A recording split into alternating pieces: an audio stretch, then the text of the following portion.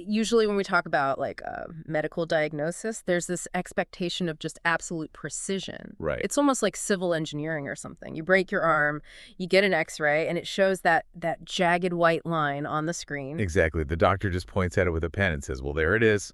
Yeah, it's totally binary. It's broken or it's not broken. It's clean.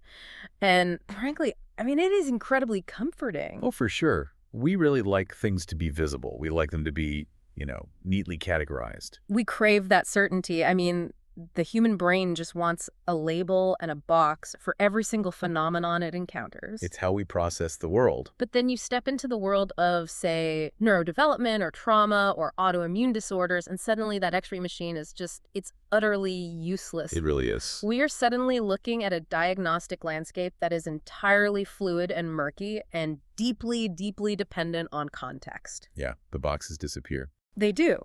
But I want you to hold on to that feeling. For everyone listening, just hold on to that specific sensation of expecting a rigid structural reality and instead finding something completely fluid and uncontainable. Because that is exactly the framework we need for this. It is. It's the framework we need to understand a massive historical paradox for today's deep dive. Because, you might assume that 20th century European colonialism, with all of its brutal top-down power, just crushed indigenous faiths in Sub-Saharan Africa. Right, that's the standard assumption. Well, instead, it accidentally triggered this massive religious explosion. It is honestly one of the most fascinating unintended consequences in modern history. I mean, the 20th century in Sub-Saharan Africa is largely defined in the global consciousness as the era of crushing Western colonial domination. Yeah. And yet this exact same era became the decisive period that actually made Islam the majority faith in vast stretches of the continent. Which is wild. Yeah. And just a quick reminder for you listening, we are dealing with some heavy politically charged history today. We're talking colonial violence, racial engineering, religious factionalism, state collapse.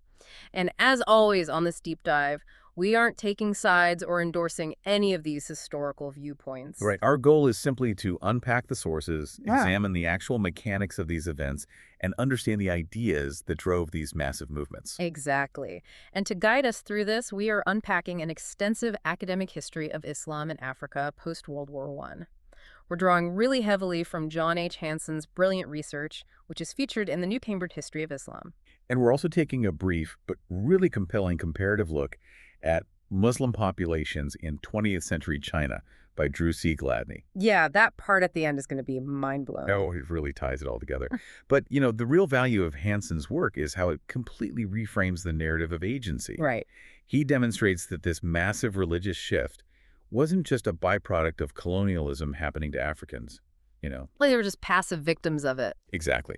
Nor was it just some simple copy-paste of external Islamic revivalism imported straight from the Middle East. This expansion was engineered entirely by local African actors. They were the ones doing the heavy lifting. They did the intellectual heavy lifting to adapt a global faith to a deeply localized crisis. The analogy I keep coming back to is water flowing through a cracked dam. Oh, I like that. Because the European colonial powers, the British, the French, the Italians, the Germans, they tried to build this rigid, concrete structure of control. Right, they wanted total containment. Yeah. They drew arbitrary lines on a map and tried to dictate the economy, the laws, the social hierarchy. They wanted an X-ray reality. But water always finds a way. It does. African Muslims found every fissure, every crack, every poorly sealed joint in that colonial dam, and they just flowed right through it to build something entirely new, but on their own terms. And to really understand how that water flowed, we have to look at the reservoir that existed before the dam was even built. We have to kind of set the stage here. Right, because Islam wasn't new to Sub-Saharan Africa in the 20th century. Not at all. There had been a Muslim presence for over 1,000 years. It was originally brought by Arabian, Indian Ocean, and North African trade networks. 1,000 years is a massive head start. It is. But for the vast majority of that millennium, Islam in Sub-Saharan Africa was mostly a minority faith, wasn't it? Yeah, it was largely an elite practice, or it was tied very specifically to the commercial trading networks that moved goods across the Sahara or the Indian Ocean. It wasn't the mass grassroots phenomenon we are going to talk about today. Okay, got it. And its integration was highly unique compared to other regions. Like, if you take North Africa, for example, the arrival of Islam there was heavily accompanied by the Arabic language, Right. which largely replaced local languages over time. But in Sub-Saharan Africa, with a few exceptions like the Sudan, the dynamic was entirely different. How so? Africans maintained their own indigenous languages. So Mm. Hausa, Swahili, Wolof, Yoruba, and they kept their own distinct ethnic identities even as they became Muslim. So they weren't abandoning who they were to adopt, like a foreign identity. Exactly. They were absorbing this new theology into their existing worldview. And Hansen uses a phrase for this that I absolutely love. He describes their religious toolkit as a, quote, cluttered arsenal of practices and beliefs. Yeah, that phrase originally comes from the anthropologist Clifford Geertz, and Hansen deploys it just perfectly here. It's so evocative. When we talk about a cluttered arsenal, we mean that for centuries, African Muslims were interpreting Islamic text and a continuous, really dynamic interplay with their local cultures. Right. They didn't strip away their past to achieve some theoretical, sterilized version of the faith. They synthesized. They layered. Okay, let's unpack this cluttered arsenal because we really need to know what this actually looked like on the ground before the Europeans arrived. When I hear arsenal, I think of a collection of weapons or tools ready for any situation. So what were the specific tools these communities were using? Well, it manifested in a few very tangible ways. First, elements of African expressive culture, rhythmic music, specific styles of dance, deeply ingrained local social structures. All of these found their way directly into Muslim rituals. Oh, wow. But perhaps more importantly for the average person, it meant a deep elaboration of the esoteric sciences of Islam.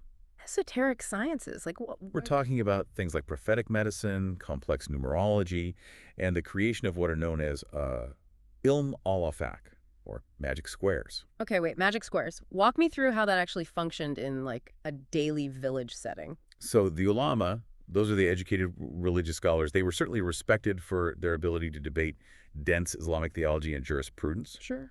But their public reputations, the way they actually prove their authority and usefulness to the common people, that hinged entirely on practical demonstrations of that knowledge. Ah, I see.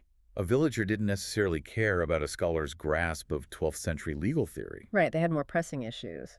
Exactly. They wanted to know, can you heal my sick child? Can you write a specific Quranic verse on a piece of paper, fold it up into a geometric magic square, and create a talisman that protects my crops from drought? Or, protects me from a rival's curse. Okay, so before the European boots even hit the ground, you have this incredibly flexible, deeply integrated, localized version of Islam. It is a faith that answers to the immediate, tangible needs of the people practicing it. Precisely. But then the late 19th and early 20th centuries happened, the Berlin Conference, the whole colonial scramble for Africa, and suddenly this highly localized religious community is slammed with a massive existential crisis. An existential crisis that required an immediate strategic response. Before Islam could expand into a mass movement, the existing Muslim communities had to figure out how to simply survive under European rule. Yeah, I want to pause here and really think about the psychology of that moment. You are a community leader. You have your cluttered arsenal. Right. And suddenly, heavily armed foreigners who speak a different language, practice a different religion, and hold deep-seated prejudices against your faith, they just declare that they own your land. How do you even respond to that? Well, African Muslims actually utilized their existing theological toolkit to answer that exact question. Specifically, they drew on three distinct, historically rooted Islamic concepts to navigate this oppressive new reality. Okay. Jihad, hijra, and taqiyya. Let's break these down because the path a community chose basically dictated their survival. Yeah. So jihad, in this specific context, that translates to armed struggle or military resistance against the colonizers, right? Yes. There were leaders who looked at the advancing colonial armies, realized the sheer scope of European territorial ambition, and decided that military resistance was just the only theological and practical option, so they fought back. But military resistance against Maxim guns and industrialized European armies, that often ended tragically. Very tragically. So what was the second option? The second option was hijra, which basically translates to emigration. It draws directly on the precedent of the Prophet Muhammad fleeing persecution in Mecca to establish a safe community in Medina. Oh, I see.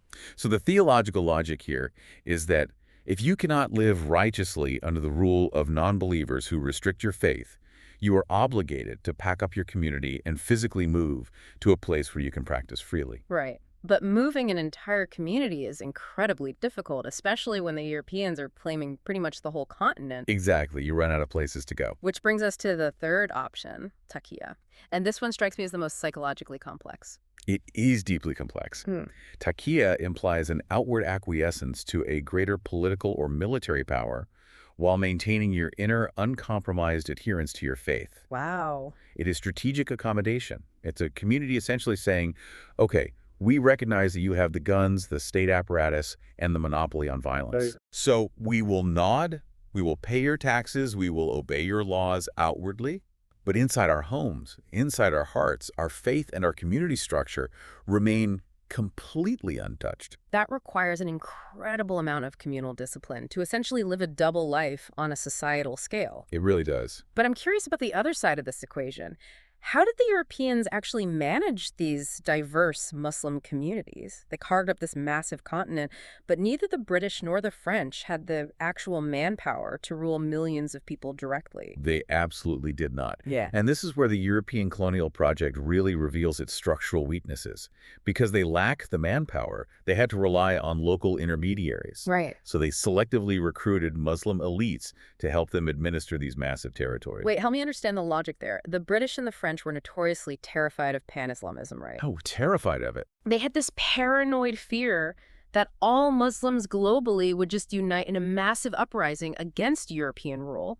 So if they are terrified of Islam as a unifying political force, why on earth is their solution to give local Muslim leaders more administrative power? That seems incredibly counterproductive to their own goal. It was a massive contradiction, honestly, born out of sheer administrative desperation. The French, in particular, harbored deep, enduring negative biases toward Muslims. They put these communities under intense surveillance. Right.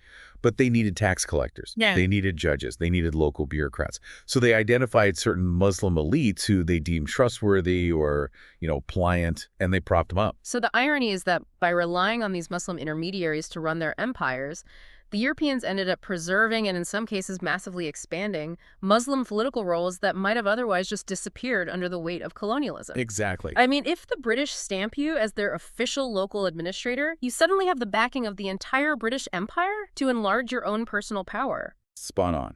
And the most vital arena where we see this play out is the administration of justice. Because the courtroom is where colonial theory violently collides with local reality. How so? Well, the Europeans, obsessed with categorization, set up dual systems of law. They created European courts, which handled criminal matters and anything involving European citizens. Right. But for civil matters involving Africans, things like marriage, divorce, inheritance, land disputes, they set up local courts based on what they called custom. And in Muslim-majority areas, European administrators just decided that custom meant Sharia law. Which brings up a massive structural problem. Let me guess. Did the colonial powers actually understand Islamic law? Or were they just projecting their own rigid, codified European ideas of jurisprudence onto a system they didn't really comprehend? Oh, it is entirely the latter. They largely did not understand how Islamic law was actually practiced on the ground in Africa. To understand the massive gap between the European expectation and the African reality, we have to look at the linguistic nuance on Unguja Island in the Zanzibar archipelago. The vocabulary they use there basically tells the whole story, doesn't it? It really does. The locals on Unguja use the word Sharia, which is derived from the Arabic Sharia, to refer to law in a general sense. But they explicitly modify it based on the context. Okay, how? They use the phrase Sharia Zadini to refer specifically to Islamic textual precedents, the written religious law found in the classical texts. And then they use the phrase Sharia Zamila to refer to local customary law, the lived traditions of the community. So a local Muslim judge in Zanzibar wasn't just blindly reading a 12th century book and dropping the hammer. No, not at all. They had this incredibly nuanced, flexible approach. They were constantly weighing the Sharia Zadini against the Sharia Zamila, balancing the religious texts with the immediate practical needs of the community standing in front of them. Precisely. It was a fluid, negotiated process, and it was aimed at maintaining communal harmony. But then the European officials arrive. They get their hands on English or French translations of classic Islamic legal texts. And because they have a European codified view of law, where the law is just a rigid rule book applied equally in all situations, they start demanding standardization. They want the X-ray. Exactly. A British colonial officer looks at a local judge and says, "Why are you compromising on this inheritance dispute? Why aren't you following this specific textual recommendation from this exact page of this translated book?" Wow. So in their attempt to, quote, respect Sharia, the Europeans stripped away the incredible flexibility that African Muslim judges had traditionally used to actually keep their communities functioning. It's the dam analogy again, the British trying to pour rigid concrete over a flowing river of local jurisprudence. Perfect way to put it. And speaking of the British in Zanzibar, we have to talk about how they handled the social hierarchy there because it is genuinely appalling. They essentially weaponized racial categories to deliberately divide the Muslim community. Yeah, Zanzibar is a tragic textbook example of colonial social engineering. You have the Omani Sultan theoretically sitting on the throne, but the British are the ones actually pulling the strings. Right. And the population of Zanzibar is incredibly diverse. You have Omani Arabs, immigrant Indians, indigenous Swahili-speaking Africans, and a really large population of former slaves. And the British just look at this complex, intertwined society entirely through a highly racialized pseudoscientific lens. They did. They completely bypassed the shared Islamic faith of the population and categorized them by race. They favored the Arabs and Indians, classifying them as non-natives, and actively recruited them into the civil service and positions of power. And the indigenous Africans. Simultaneously, they discriminated heavily against the indigenous African Muslims, treating them as a lower tier of subjects. But they didn't just stop at hiring practices. They literally manipulated the internal religious institutions to enforce this racial divide. Let's look at the Waqf Commission of 1905. Oh, this is egregious. A waqf is a religious endowment, right? Like land or property given in trust, usually in perpetuity, for charitable or religious purposes, like funding a mosque or feeding the poor. Yes, and handling a waqf is a deeply internal, profoundly religious matter for the Muslim community. It requires deep knowledge of Islamic law and local context. But the British decide they need to control this wealth and influence. So they establish a formal waqf commission, and they just completely stack the deck. How blatantly did they stack it? Like, what was the ratio? Eventually, they had 6 British colonial officials sitting on the commission, alongside only 2 Muslim judges. 6-2. That's not a commission. That's just a hostile takeover. Right. And because decisions were made by majority vote, the outcome was completely predetermined. The British officials would consistently vote as a bloc in favor of British colonial interests, or the interests of the Arab elite they were propping up, often directly contravening the original sacred provisions of the endowments. That's sickening. The 2 Muslim judges were powerless.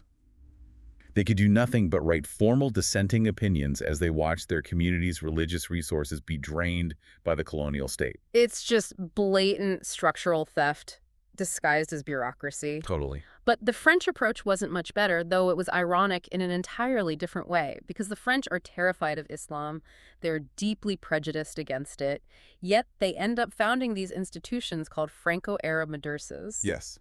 They are essentially French-run Islamic schools. Why on earth would the French state fund Islamic education? Because the contradictions of colonialism always catch up with you.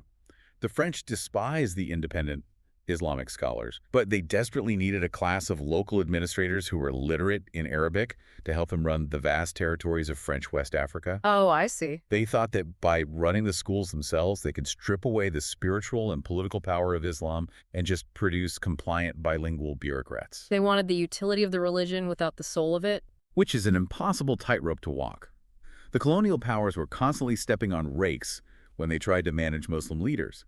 Whenever they tried to apply force, it usually backfired. Right. And the absolute classic example of this is the story of Sheikh Hamala in the French Sudan, which is modern-day Mali. This story is incredible because it shows how colonial paranoia creates the exact monsters the colonizers are afraid of. Who was Sheikh Hamala? Sheikh Hamala was a prominent leader of a specific branch of the Tijaniya Sufi order. It is crucial to note that he was not a violent man. He did not launch a military jihad against the French. He didn't incite riots. What did he do? He simply chose not to overtly recognize their authority. He essentially gave the entire French colonial apparatus the cold shoulder. He practiced a form of taqiyya, or perhaps just profound indifference, like he just refused to be a puppet. Exactly. And the French, who are deeply paranoid about any charismatic Muslim leader they can't control, decide they simply cannot tolerate this quiet defiance. They view his indifference as a massive threat to their prestige. Of course they do. So in 1925, they arrest him and exile him to Mauritania and later to Côte d'Ivoire. Which is the absolute worst thing they could have done for their own aims. They think they are removing a problem, but they are actually building a legend. Exiling him turns him into a living martyr. It vastly increases his stature and his mystique. Suddenly, civil servants, desert-side herders, merchants, former slaves people who might never have paid attention to him before they all start flocking to his movement. Wow. He becomes the ultimate symbol of quiet, dignified resistance against the oppressive French state. And he didn't just sit quietly in prison either. Didn't he start altering his religious practices as a form of protest? He did, and it was a brilliant theological maneuver. In confinement, he began abbreviating his salat, his mandatory daily prayers. Now, in Islamic jurisprudence, abbreviating the prayer is a recognized, permissible practice when a believer is traveling or in a state of fear or duress. Oh, I get it. By doing this permanently while in exile, he was making a profound theological statement. He was basically saying, I am in a constant state of duress under French rule. The state of our reality is broken. And his followers on the outside started copying him. The abbreviated prayer became like a secret handshake, a visible marker of political and spiritual resistance against the French. Exactly. The French actually release him a decade later, essentially begging him to stop abbreviating the prayer, but the paranoia remains. Eventually, following a violent clash involving some of his overzealous disciples, the French exile him all the way to France, where he dies in 1943. That's tragic. It is, but the damage to the colonial project was already done. By trying to silence one man, they built him a massive, enduring following. So if we look at the landscape at this point, the traditional political elites are either co-opted into being British puppets in Zanzibar and Nigeria, or they are exiled and imprisoned by the paranoid French. The old political structures are shattered. There is a massive leadership vacuum. So who actually guides the average person on the ground? If the traditional emirs are compromised, who drives this massive explosion of religious conversions that happens next? That void wasn't filled by politicians or kings. It was filled by mystics. This brings us to the real engines of 20th century African Islam, the Sufi orders. Okay, let's get into this. With the traditional structures disrupted by colonialism, a massive spiritual, social, and economic void opened up. And that void was filled by the Sufi Turk, which is the plural of tariqa, or order. In the 20th century, these mystical spiritual disciplines completely transformed into unprecedented mass movements. I think we need to define Sufism or Tasawwuf for someone who might just have a vague image of like whirling dervishes in their head. What is it on a practical daily level for these African communities? At its absolute core, Sufism is an intimate, rigorous spiritual discipline. A disciple is seeking religious enlightenment and closer proximity to God. They do this by entering into a deeply personal relationship with a spiritual master, a sheikh. Right. The belief is that the sheikh has attained an elevated spiritual status and can guide the disciple. The sheikh reveals specific litanies, or prayers, which are transmitted in a sacred chain of authority going all the way back to the founder of the order and ultimately to the Prophet Muhammad. And the physical practice of this is the dhikr, right? Yes. The core ritual is the dhikr, which is the rhythmic, repetitive recitation of these litanies. It is often done collectively. Imagine dozens or hundreds of people moving and reciting together, breathing together to achieve a state of spiritual immersion and closeness to the divine. But what fascinates me is that in 20th century Africa, these sheikhs didn't just sit on mountaintops meditating. They didn't isolate themselves. They became brilliant social organizers. They became the architects of a new society. They had to be. They made Sufism deeply, urgently relevant to Africans who were suffering under the chaotic upheaval of colonialism. They started composing their devotional poetry, not just in Arabic, which many commoners didn't speak, but in vernacular languages. They incorporated local cultural expressions, the rhythm of local drums, specific dance movements, right into the dhikr sessions. They used the cluttered arsenal. Exactly. But perhaps most importantly, they provided a robust social safety net. Think about the era.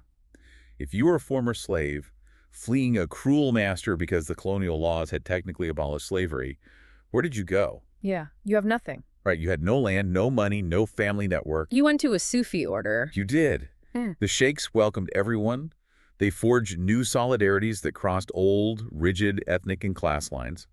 A former slave and a former nobleman could literally kneel next to each other in the dhikr circle, bound by their shared devotion to the sheikh. I picture this era as a massive devotional marketplace. It's like a highly competitive landscape of spiritual startups. That's a great way to think of it. You have all these people who have been displaced by colonial economics, migrating to new areas, and they are essentially shopping for a community. And these different Sufi orders are offering different features to attract followers. Some orders offer quiet contemplation, some offer ecstatic musical drumming, and some offer a massive economic networking advantage if you want to become a peanut farmer or a long-distance trader. That analogy holds up perfectly. In fact, the scholar Charles Stewart coined the term devotional marketplace to describe this exact phenomenon. And to truly understand how this marketplace functioned, how these startups funded themselves, we have to talk about what another scholar, Murray Last, called the prayer economy. Yes. Let's unpack the prayer economy, because I know for a fact that this is where the European colonial mindset completely short-circuited. Oh, completely. Because if you are listening to this right now from a modern secular perspective, your first instinct is probably to call this a cult. It is the most common misunderstanding of the era. So let's look at the mechanics. In this system, disciples would give what is called hadaya to their sheikh. Hadaya are non-charitable gifts. Okay. This wasn't alms for the poor. It could be cash, it could be goods. But very often, it was physical labor on the sheikh's personal farm or estate. In return, the sheikh would perform a dua, a specific petitionary prayer to God on behalf of that disciple. Right. So a British or French colonial officer looks at this dynamic and says, well, this is blatant extortion. This charismatic sheikh is running a cult. He is exploiting these poor, uneducated peasants for free labor on his farm, and he is giving them absolutely nothing tangible in return except a prayer. Right. That looks like a pyramid scheme to the secular eye. And that secular framework completely misses the mark. It fails to grasp the profound spiritual worldview of the disciples. In the Sufi view, the universe operates on a continuous, cyclical flow of divine blessings, known as baraka. God is the ultimate, infinite source of all gifts and all prosperity. God sends baraka down to the saints, who pass it to the sheikhs, who then pass it down to the disciples. It's a spiritual supply chain. Exactly. And the flow cannot be a one-way street. By giving hadaya, by gifting your physical labor to the sheikh, you are returning gifts up the cycle. You are demonstrating your devotion to ensure that the downward flow of baraka never stops. So for the disciple, working in the sheikh's peanut field under the hot sun wasn't seen as exploitation. It was seen as active spiritual advancement. It was quite literally a form of prayer.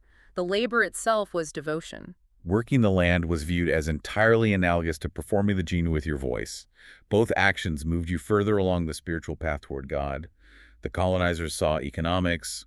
The disciples saw salvation. And it is crucial to note that this wasn't just a boys' club, right? Women had massive structural roles in this devotional marketplace. They weren't just passive participants. Not at all. Elite women wielded significant influence. They would sponsor segregated religious activities at their homes, essentially acting as local nodes of power, bringing together women of various social ranks under their patronage. Oh, interesting. In some Sufi orders, the sheikhs heavily educated their wives and sisters in the esoteric sciences, and those women then served as leaders, inducting and guiding other women into the order. And we also see incredibly creative adaptations of older pre-Islamic practices by women. Let's talk about Somalia, because this is a really fascinating pivot. In Somalia, historically, women facing medical afflictions, psychological distress, or fertility issues might have turned to practices known as zar or bori. These were spirit possession cults, essentially, where a medium would interact with animist spirits to seek healing. But as Islam becomes the dominant cultural force, relying on animist spirits becomes taboo. So how do these women fulfill that deeply human need for intercession and healing? They adapt. In the 20th century, we see the widespread rise of sitat. These are religious hymns recited collectively by women. But instead of invoking animist spirits, they invoke the names of notable, holy, early Muslim women. Figures like Fatima, the Prophet's daughter, or Khadija, his first wife. So they would gather and sing these hymns, believing that the spiritual power of these holy Islamic women might intercede with God to help them with childbirth or fertility. Yes. They effectively replaced the animist spirit mediums with an entirely Islamic framework, but they did it in a way that still met their specific, highly localized, deeply personal needs. That is the cluttered arsenal in action. It is adaptation without erasure. Now, I want to look at two specific historical examples of these Sufi startups that just became massive continent-shifting monopolies. First, we have to look at the Meridia in Senegal, founded by Ahmad Bamba. Ahmad Bamba is a towering figure. If you go to Senegal today, his image is everywhere. He founded what became essentially a brand new Sufi order, the Meridia, in the late 19th century, and his message was uniquely tailored for the moment. It was. He was deeply critical of the moral failings of the traditional Wolof political elites, who he felt had compromised themselves. And he warned his followers to keep their distance from the advancing French colonizers. His core theology rested on two unbreakable pillars: tarbiyah, which is rigorous, disciplined spiritual education, and hard physical labor. And the timing of this message was incredible. You have all these Wolof farmers, displaced peasants, and former slaves who are fleeing the chaos of the French military advance. Society is breaking down, and Bamba stands up and says, "Come to me. We will separate ourselves, work hard, pray hard, and we will build our own world." And they did exactly that. They moved out into the rural, uncultivated areas, deliberately placing themselves out of the immediate reach of the colonial political centers in the cities, and they started founding these massive, highly organized agricultural settlements. And what did they grow? Peanuts. Peanuts, Senegal's primary cash crop. Yes, they grew peanuts on a massive scale. They essentially built an independent, fiercely loyal economic empire right under the French's noses, using peanut farming as a daily spiritual exercise. So the French want the peanuts for export, but the only way they can get them is by dealing with the Meridia. Bamba made his spiritual movement economically indispensable to the colonial state. It was a masterstroke of passive resistance. By the 1960s, the Meridia had over 400,000 deeply committed disciples. Today, it is over 3 million. Wow. They culturally resisted the French not by fighting them with guns, but by building their own self-sustaining parallel world that the French eventually just had to respect. And then on the complete other side of the continent, in Tanganyika, which is modern-day Tanzania, you have the Qadiriya order and a man named Sheikh Ramia. This story is just as powerful, but for a different reason. Sheikh Ramia's story perfectly illustrates the incredible social mobility that Islam offered marginalized people in the colonial era. He was not born into nobility. He was originally a slave, owned by a prominent Omani merchant in the coastal town of Bagamoyo. But he didn't stay a slave. Through sheer piety, intense study, and undeniable charisma, he rises through the ranks to become a major Sufi sheikh, a former slave leading free men. Yes. He and his son systematically expanded their branch of the Qadiriya throughout Tanganyika. And because of Ramia's own background, this specific order was incredibly welcoming to former slaves and recent impoverished converts. Right, they understood them. They didn't demand elite Arabic pedigree. Furthermore, they actively pushed to include elements of African expressive culture, loud drumming, vibrant dancing, processional chanting right into the core of their Sufi events. It was a clear, joyful assertion that African converts were not second-class citizens in the Muslim community. They were equal members, and they were going to dictate their own modes of worship. Exactly. So while the Sufi sheikhs are building these rural powerhouses like the peanut farming communes in Senegal or the welcoming networks in Tanganyika, another massive revolution is brewing.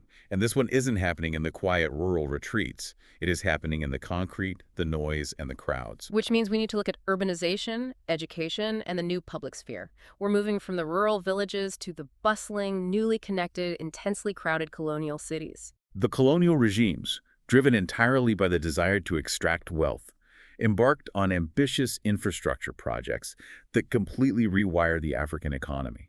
They didn't want subsistence farmers. They wanted wage labor. They wanted cash crops. Right. This economic shift, along with the construction of new railways and roads, aggressively pushed massive numbers of Africans out of their ancestral villages and into growing urban centers.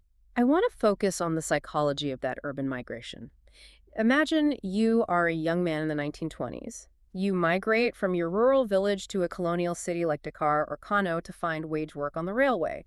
You arrive. You don't know anyone. You are at the absolute bottom of the social ladder. It's totally alienating. The city is terrifying.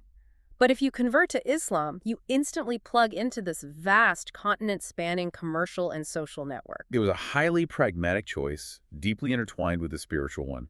Immigrants would move into urban neighborhoods where Muslims were already the majority. They would convert, learn the trade networks, build their businesses, and find a community that looked out for them. That makes so much sense.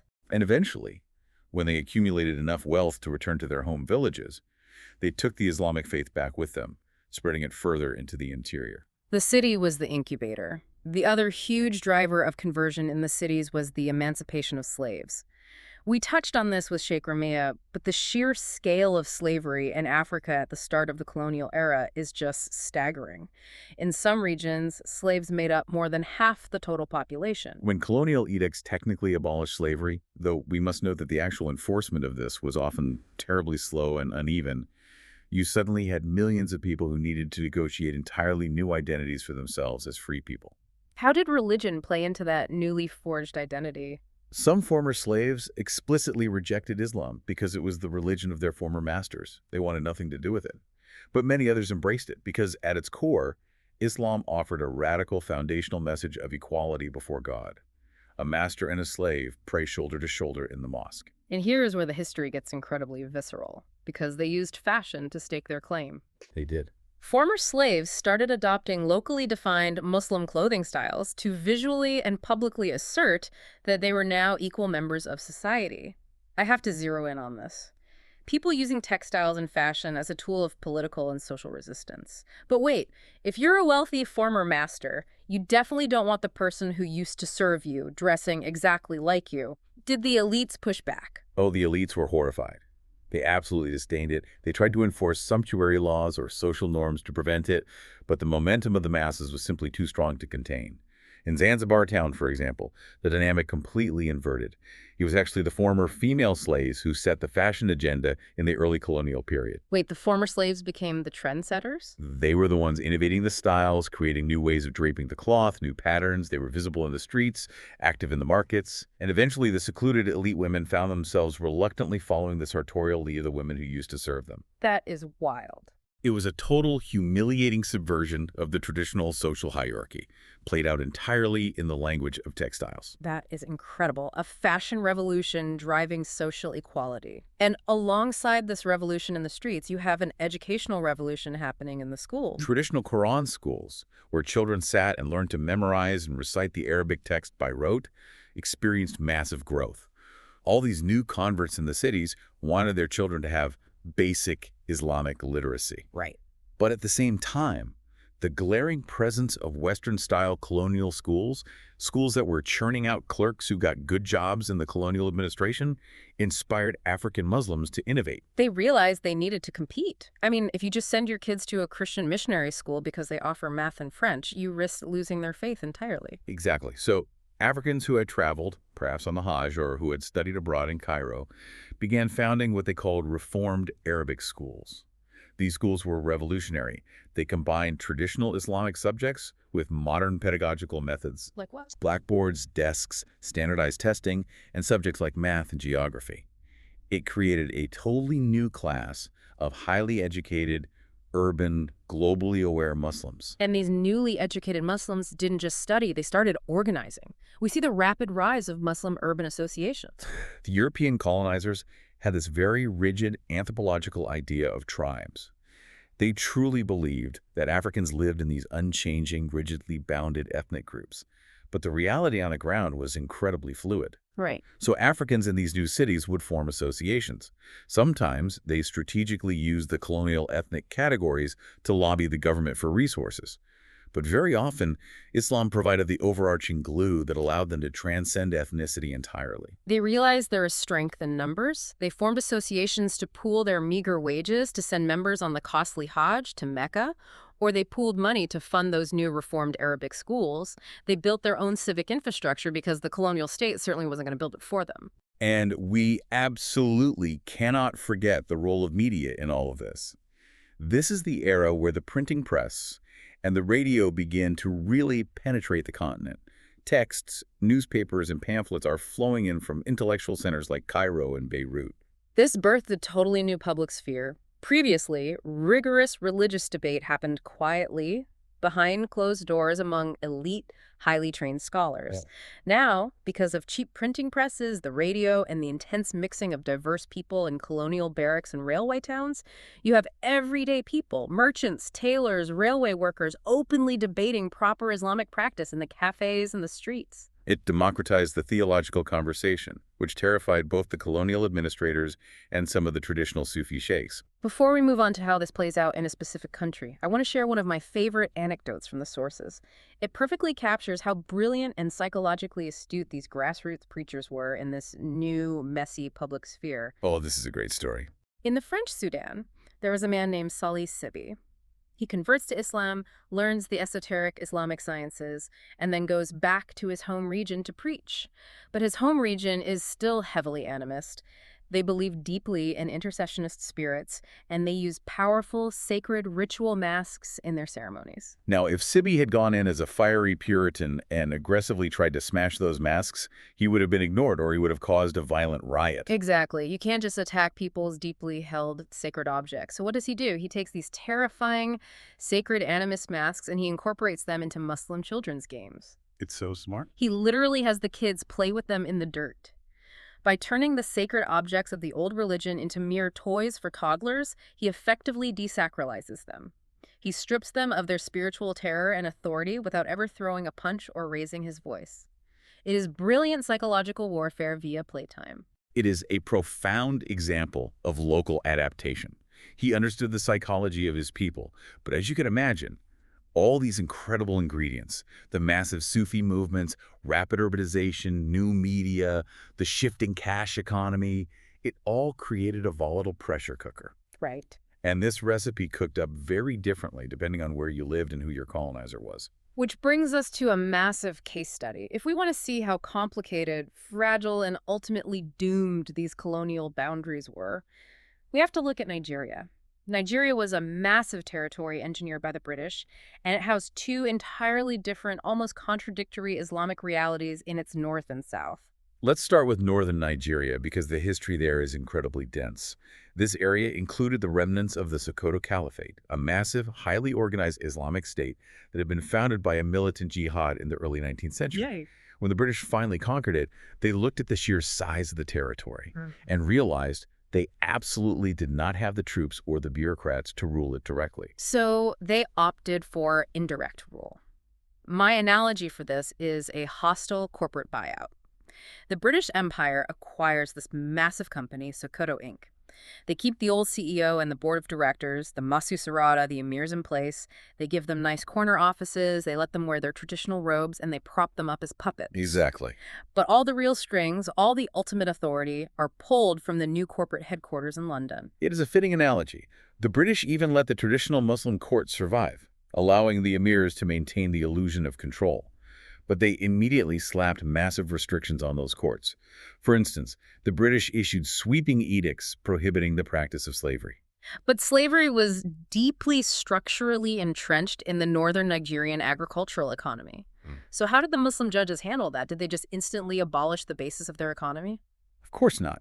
They used brilliant legal workarounds. Initially, when a case involving a slave came before the court, the judges applied the Islamic legal concept of walaya, which roughly translates to clientage or guardianship. Ah, clever. They would creatively reclassify a straightforward slavery dispute as a complex clientage case.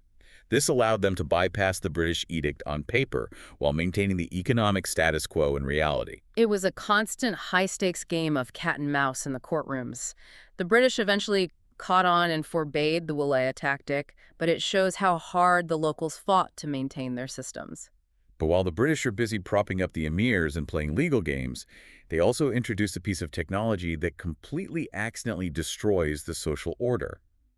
The railway. The railway changes everything. It connected the inland northern city of Kano directly to the coast. Suddenly, this previously isolated region is plugged directly into the ravenous global export market. And the cash crop of choice for this new market was the peanut. The humble peanut overthrows the ancient social order. It truly did. The Hausa Talakawa, the peasant farmers who had been at the bottom of the social hierarchy, started growing peanuts in massive quantities. Former slaves entered into sharecropping arrangements where they worked part-time for themselves, grew peanuts, sold them to the railway exporters, and literally bought their own freedom with cash. Wow. A totally new class of wealthy, independent merchants arose to handle the transportation and retail of this massive crop. So, going back to the corporate buyout analogy, the British thought the puppet CEO, the emirs, had all the power. But actually, all the real power and wealth was rapidly shifting to the newly wealthy middle management. The peanut merchants and the empowered peasants were staging a grassroots boardroom coup. They had economic leverage now. And how do newly wealthy people historically display their newfound status? By emulating the elites. And this dynamic brings us to the fascinating, highly misunderstood practice of kola. Yes, I want to spend some time unpacking kola because this completely blew my mind. Kola is the practice of secluding and veiling adult women, keeping them strictly within the confines of the household compound. On the surface, if a Western observer looks at a newly wealthy peasant suddenly adopting kola for his wives, they see it purely as a rise in religious conservatism. They see it as a patriarchal restriction, driven entirely by Islamic piety. Right, they view it strictly as a religious statement. But the economic underbelly of the Kali is far more complex. We have to look at the daily reality of these agricultural households. Traditionally, senior wives bore incredibly heavy labor burdens. They worked exhausting hours in the fields alongside the men. Right. But when a peasant man suddenly got wealthy from the booming peanut trade, he could afford to adopt Kali. By secluding his senior wives, he was making a massive, undeniable public statement to his neighbors. He was saying, "Look at me. I am so rich, my wives do not need to perform manual labor in the dirt." It was the ultimate flex of wealth. But wait, the agricultural work still has to get done. The peanuts don't pick themselves. Exactly. And that massive labor burden didn't just disappear, it was transferred. It was pushed down the hierarchy, transferred from the secluded senior wives to the junior wives, or to hired wage labor that the man could now afford to pay. Wow. Kodia acted as a powerful, visible status symbol of newfound wealth, fundamentally altering the domestic economy of the North. And these newly wealthy peanut merchants didn't just buy domestic status. They bought political and religious influence. They started directly patronizing independent Islamic scholars. This shifted the financial control of religion away from the British-backed emirs and directly into the hands of the businessmen. And this economic shift leads directly to the massive Sufi rivalry in the north. For a long time, the Qadiriya order had been the established elite order favored by the emirs and the traditional aristocracy. But in the 1930s, something shifted. The emir of Kano met Ibrahim Niasse, a highly charismatic leader of the Tijaniya order from Senegal, while they were both on the Hajj in Mecca. The emir was so moved that he became a disciple of Niasse. And when the emir shifts, the newly wealthy merchants see an opening, and they flock to the Tijani as well. It exploded into a mass movement. When Ibrahim Niasse physically visited Nigeria in the 1950s, thousands upon thousands of people gathered just for a chance to catch a glimpse of him. It was unprecedented devotion. But the Qadiriya didn't just give up, right? No, the old guard didn't take this lying down. A brilliant leader named Nasser Kabara took charge of the Qadiriya. He regenerated it, introducing new, engaging devotional innovations he had learned while studying in Baghdad, and he built a massive modern organization to compete for followers. It was an all-out turf war for souls and political influence. It became so intense that it sometimes erupted into violent street clashes between the disciples of the two rival orders. Now compare all of this elite political maneuvering, boardroom coups, and massive Sufi rivalry in the north to what was happening simultaneously in southern Nigeria. The South was undergoing its own massive wave of Islamic conversions, particularly among the Yoruba-speaking populations. By the end of the colonial era, roughly 40% of Yoruba speakers identified as Muslim. And the fascinating thing is that this southern wave wasn't driven by emirs or British treaties or massive Sufi turf wars. It was driven by grassroots itinerant preachers. Preachers primarily hailing from the town of Ilorin traveled constantly throughout the South. And the most famous of these was a man named Chado Kobre, widely known as Kokiwu. He was just a humble tailor by trade, but he made his massive reputation as a public performer. He used waka. Right, yes. Waka are Yoruba-performed couplets. They are deeply cultural musical poetry. He would stand in the busy streets and perform these incredibly catchy, poetic songs. He used the traditional format of waka to sharply criticize indigenous religious practices and champion Islamic values. He was immensely popular because he spoke the cultural language of the people flawlessly. And the Yoruba Muslims were brilliant civic organizers. They didn't rely on the state. They founded the Ansar al-Din Society in the 1920s in Lagos, which went on to build a massive, privately funded network of Arabic schools specifically for Yoruba converts. Right. So In one single artificially engineered country, you have the political heavyweights and peanut merchants battling in the north, and grassroots poetry and private schooling completely transforming the south. But these complex, fragile colonial boundaries, held together by British duct tape, couldn't hold forever. After World War II, the undeniable drive for independence swept across the continent. This moves us chronologically into the mid-20th century. The Europeans finally pack up, the colonial flags come down, and secular African nationalists take the wheel of the state. But how did these deeply rooted, highly organized Muslim communities react to these new governments? Because the people running the new governments weren't exactly traditional. It is a period defined by friction. It is crucial to remember that Muslims played massive, indispensable roles in the nationalist movements that actually won independence. They organized, they protested, they bled for freedom. Right. But when independence finally arrived, the new African leaders, who were largely educated in European languages and deeply influenced by European political systems, kept the old colonial borders completely intact. They also largely kept Western-style secular government structures. So the Muslims fought a revolution for freedom, but woke up the next morning in states that still essentially operated on European secular logic. The friction started almost immediately. The new states, desperate to modernize and standardize their nations, began enacting sweeping secular family codes. These codes governed marriage, divorce, and inheritance, the exact arenas that Sharia law had governed for centuries. Oh boy. These new state laws directly contradicted Islamic precedents. Muslims raised their voices in fierce opposition, but they were largely ignored or suppressed by the state. Let's look at a specific example. Tanzania.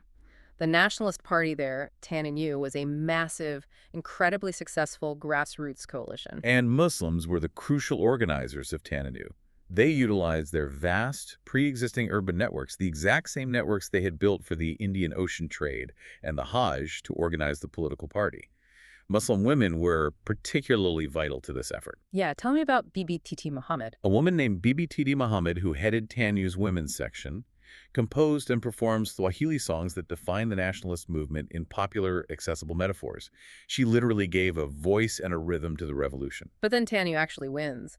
Julius Nyerere takes power as president, and he pushes a very specific socialist agenda. How does his state treat the Muslims who literally sang his party into power? The state, driven by socialist ideology, sought to control every aspect of society, including religion. They banned certain independent Muslim organizations, accusing them of having capitalist or divisive tendencies. And then they tried to control Islam from the top down by promoting a state-sponsored, bureaucratic Tanzanian Muslim Council, known as BAKWATA. Did the people actually buy into BAKWATA? Did they respect it? No.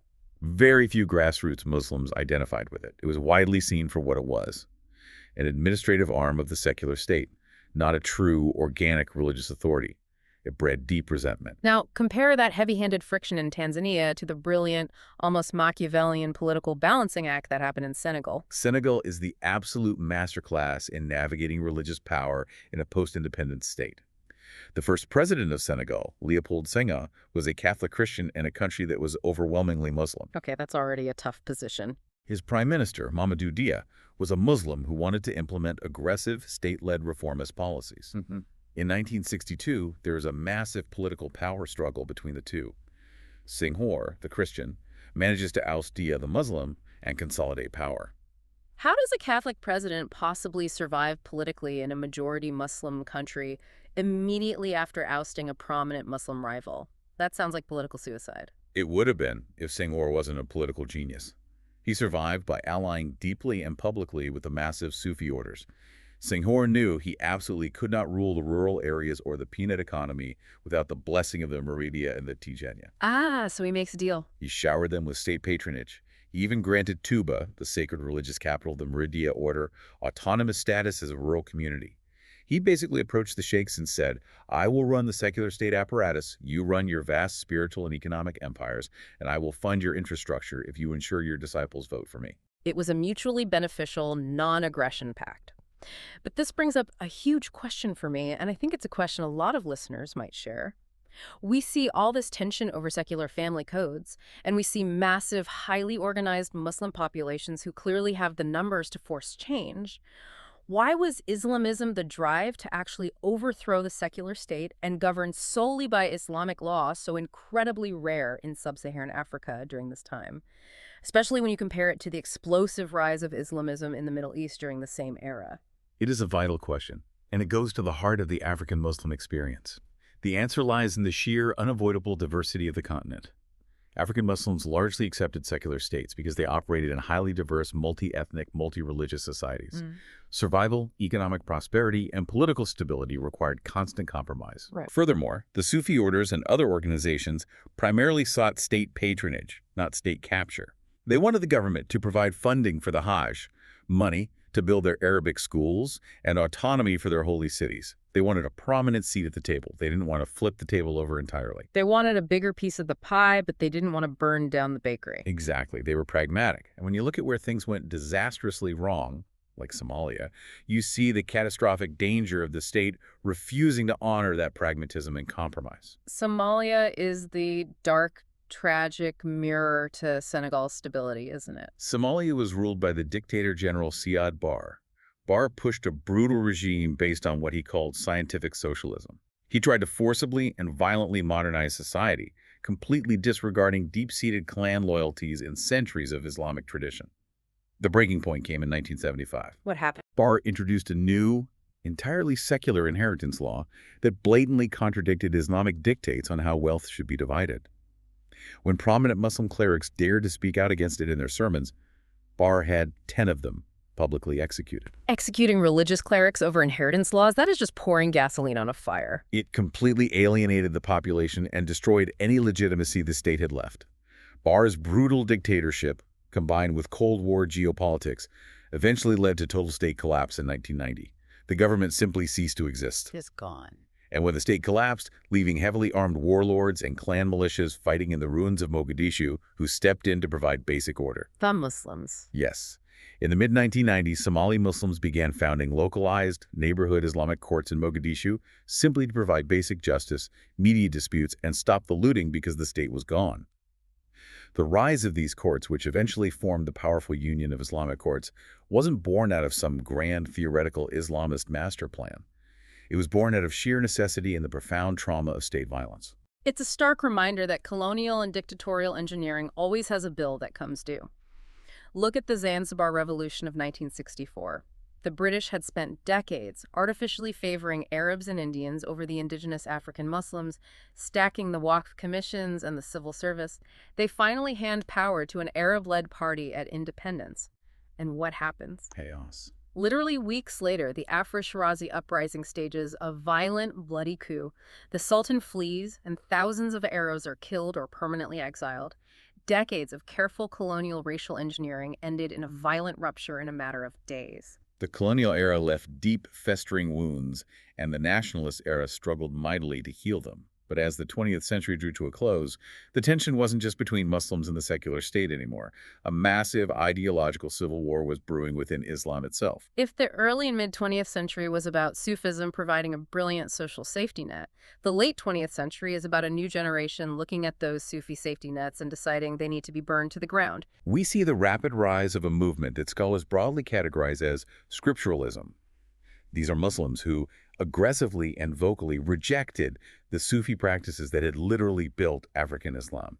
They demanded a return to strict, literal interpretations of the core texts, the Quran and the Hadith. So they looked at the joyful drumming, the dancing, the talismans, the magic squares, the hadaya labor gifts to the sheikhs, and they labeled all of it bid'ah madmuma. Blameworthy innovation. Ah. They argued that these practices were un-Islamic corruptions, local superstitions that had poisoned the pure faith.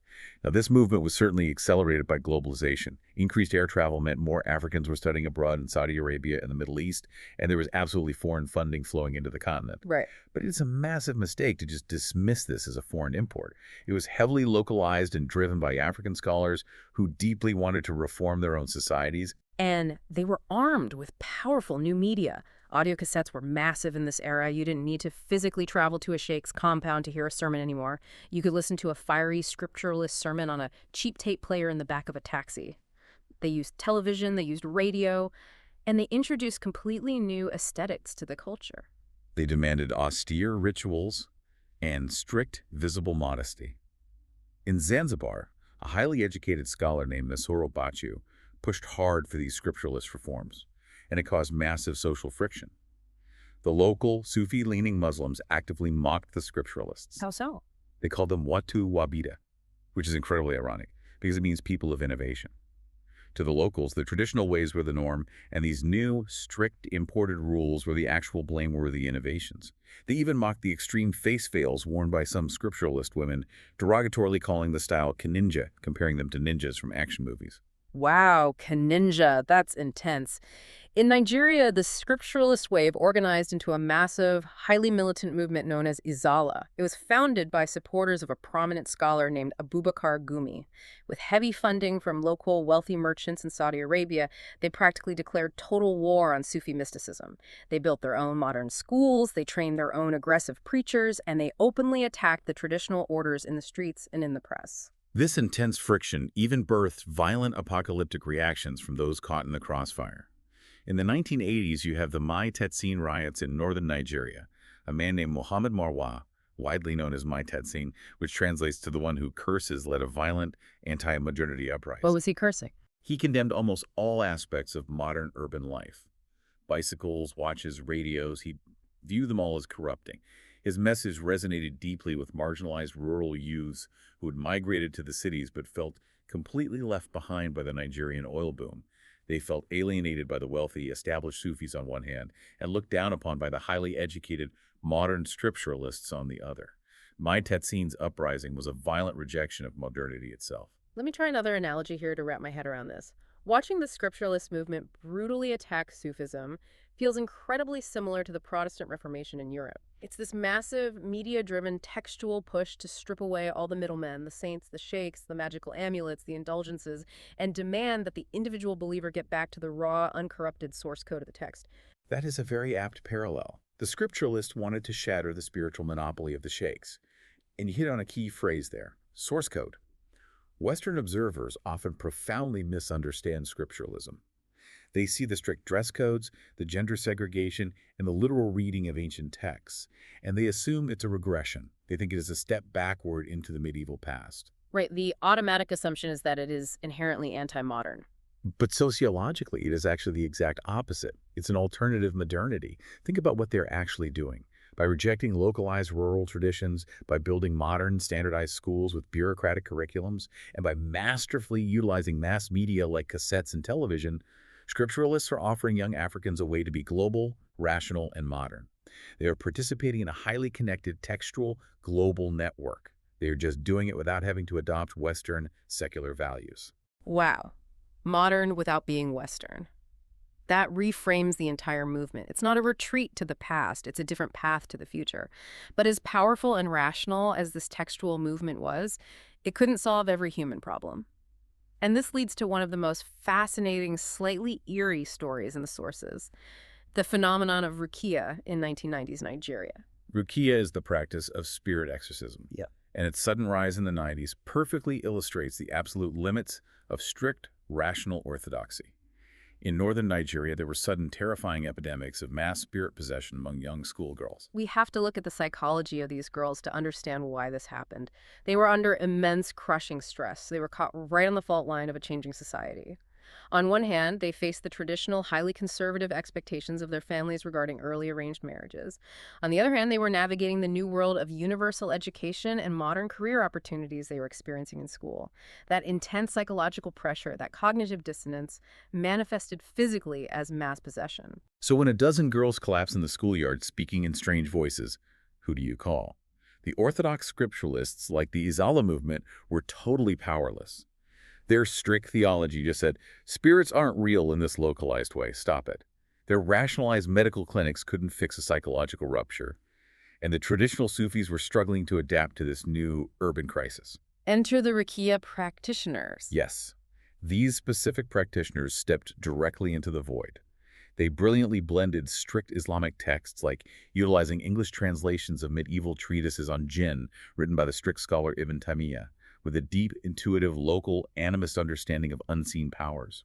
They would gather the afflicted girls in public squares, shout specific Quranic verses directly into their ears, and sometimes physically strike them to drive the spirits out. The scripturalists must have absolutely hated this. They probably called it shirk, or blatant idolatry. They despised it, but the Ruqyah practitioners successfully defended themselves, using the very classical texts the scripturalists revered.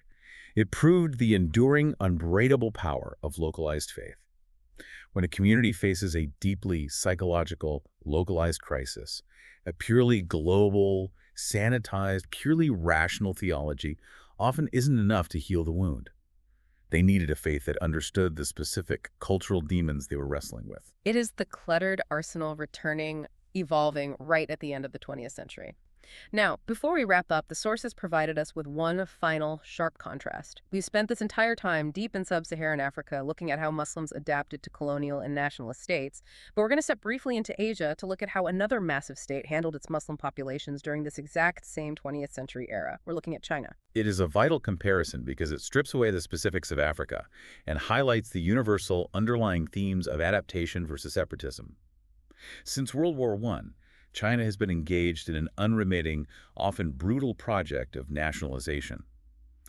They were attempting to definitively emancipate themselves from their long imperial past and establish strict, unyielding sovereignty over their massive borders. They were trying to forge a unified national identity, the Zhonghuaminzu. They were trying to build their own massive, rigid dam. Precisely. The state demanded conformity. And this demand triggered two entirely different polarized reactions from their two major Muslim populations. First, you have the Uyghurs, concentrated in the northwest region of Xinjiang. Their response to the Chinese nationalist project was and remains a widespread separatist movement. They directly challenged the authority of the state, viewing it essentially as a colonial settler project. And on the other hand, you have the Hui Muslims. The Hui are actually the largest Muslim group in China, and their response was the exact opposite of the Uyghurs. The Hui largely accommodated the state. They integrated deeply into Chinese society, culturally and linguistically speaking Mandarin, though often with Arabic loanwords, while quietly maintaining their faith within the confines of the Chinese system. The parallels here are staggering. It is incredibly similar to the African colonial experience. You have one group, like the Uyghurs in China, or the Somali resistance under the dictator Siad Barre, who look at the state, determine it is an existential threat, and push back forcefully, opting for resistance or separatism. And then you have another group, like the Hui in China, or the Senegalese Sufis under Senghor, or the Yoruba Muslims who assess the exact same type of state power and find brilliant ways to accommodate, integrate, and survive. What this synthesis proves, beyond a shadow of a doubt, is that there is no singular, monolithic Muslim response to the modern nation-state. It doesn't exist.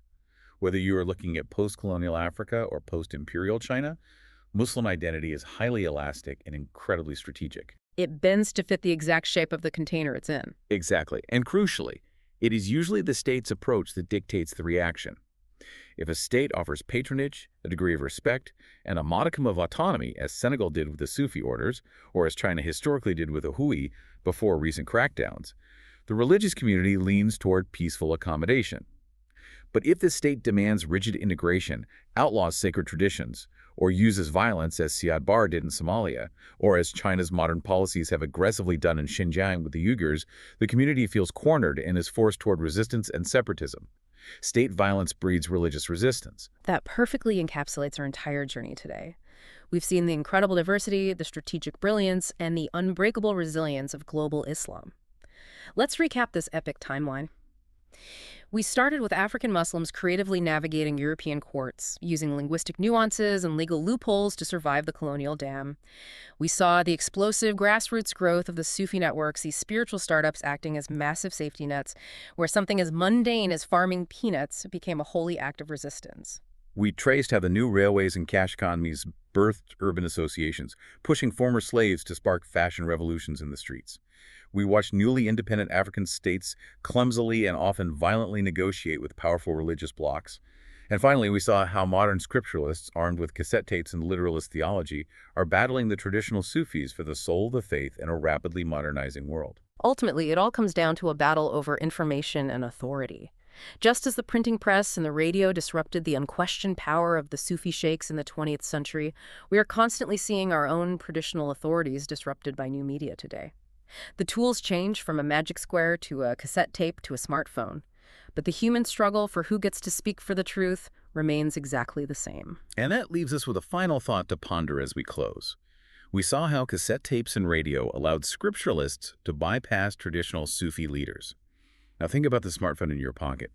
As Islam and indeed all religions move into a hyper-connected, algorithmic digital space where a teenager might get their theology from a slick TikTok influencer in London or Riyadh rather than their local sheikh in Kano or Dakar, what happens next? Will the incredibly unique localized flavors of African Islam, the joyful drumming, the Yoruba Waka poetry, the deeply human cluttered arsenal survive the algorithm? Or will the internet finally achieve what European colonialism with all its guns and courts never could? A completely standardized, homogenized global religion. Will the water finally conform to the concrete? It's a fascinating, slightly terrifying question. Thank you for joining us on this deep dive. Keep questioning the narratives you think you know, keep looking for the cracks in the dam, and we'll see you next time.